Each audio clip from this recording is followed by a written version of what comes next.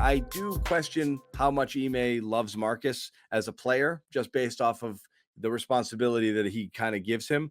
I Marcus has multiple times thrown out comments of like, well, if I had the ball more, and I feel like that's kind of like little pokes there, So I think they recognize it's an imperfect marriage, but they made it work.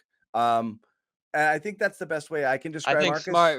I think Smart more than anyone else made it work by reeling his game back in, setting ample screens right through the finals. I thought his off-ball activity was really good. His decision making improved until late. I still don't know what happened in the finals. Maybe you chalk it up to injury or something else. Still such a strange series from him. He shot well in the second half of the year, and he won Defensive Player of the Year. So all in all, you take all that, and I thought he handled You things would. incredibly well.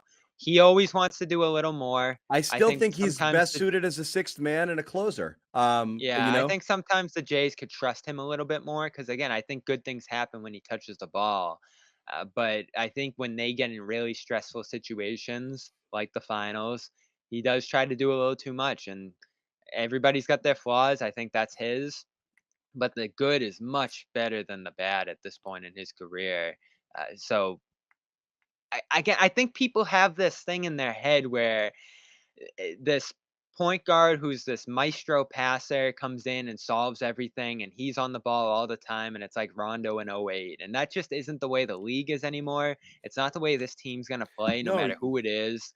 And whoever it is, like let's say it's Ricky Rubio, that player has so many flaws in their own right that it's so going to be a many. problem keeping That's them not on the what you floor. want at all. That it's not. That's the problem. Yeah, there isn't that guy out there, that wizard. What I will say is where people get, again, I think get the smart assessment slightly wrong is they look at him and they're like, oh, he'll make a pass. And they're like, oh, people told me he's not a point guard. There's more, as you said, there's more to the point guard position in the modern NBA than that.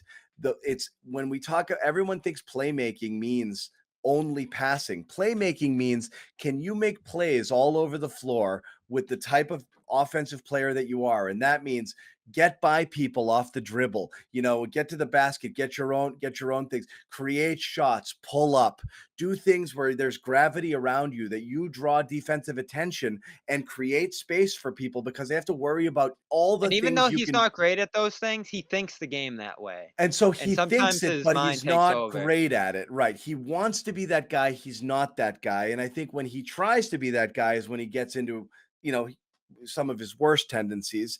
Of course, he's not. I mean, look, everybody in the NBA can shoot at some degree and can pass. So please don't take to Twitter every time Smart has an assist. And and I do love his passing. I think he's a and great say, look, passer. he's a real point guard. Yeah, he's an absolutely a better passer than most people on the team. But again, you're talking about guys who they have the ball in their hands, they create, and they do different things. I mean, your modern point guards are who?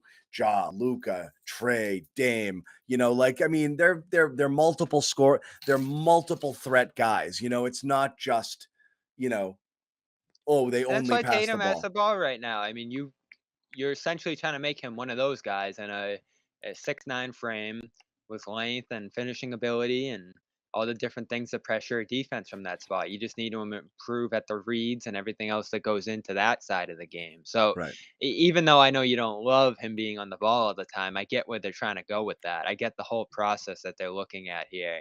It's just that Marcus sometimes fits awkwardly into it. There's probably a world where you could upgrade his position here, but let's not forget So a it's the big trickle reason down. a big reason they're where they're at is because they flipped offense into defense, Yes. solidified the full starting lineup's defense, and you have a and point guard that probably can hid defend 5. and probably hid some of the offensive issues because I do think we fell in love with, like, oh, their offense is third rated or second rated over the last. The reality is, Marcus, again, I don't know how much better. There's two problems. I don't, because he's not a spacer, and I mean, fine, his shot improved over the second half of the year, but you know, he's one of those guys that the other teams want to shoot the ball. And so his presence out there is always going to draw more attention to the Jays. And the fact that they don't trust him running the offense entirely on his own puts the ball in Jalen and Jason's hands and makes them primary ball handlers, and then makes Marcus what?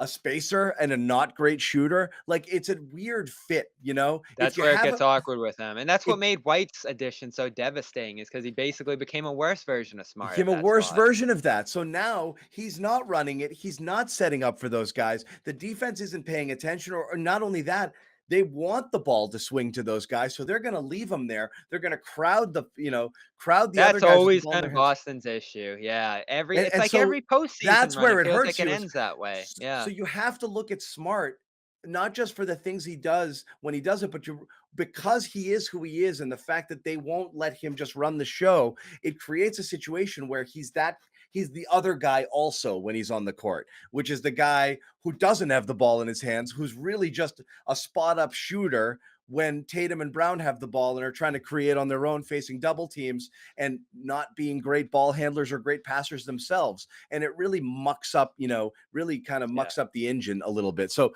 when you talk about moving on from Smart or having somebody who can do different things, it's that. It's not that Smart can't pass the basketball. So again, there's no reason to tweet every single assist and be like, "Look, it's more than that." It's a goofy fit. Yeah, and I don't think his value's enough to upgrade on him, which is important, and No, you want him he's there. more valuable to you than he is to other people, for the most part, I think. Especially now that you have this five-man starting lineup that just smash teams, and Yeah. there's a world where if you're fully healthy with those 5 guys on the court, you're beating teams by big enough margins where you're not in crunch time a lot of the time, and what's gonna be important to making this roster deeper and diversifying yourself, and especially bench guys improving like White and Grant, is to have more options in crunch time, to not have to necessarily go to White and Smart every time, or even have Smart on the ball all the time in crunch time. Like as you said, six man. I don't think you can get back to that world, but in 2019, when you had that roster, there probably would have been games where Smart wasn't on the floor if it all worked out. So does Robinson come in and make himself an option And in those spots, yeah, or Porter, one of those wings? yeah, There's not a lot of avenues now to making yourself deeper and more versatile, but you put yourself in the right direction if you make a few good decisions this yeah. offseason. Not to mention bringing in some good young guys that have some upside and you feel good about playing in development.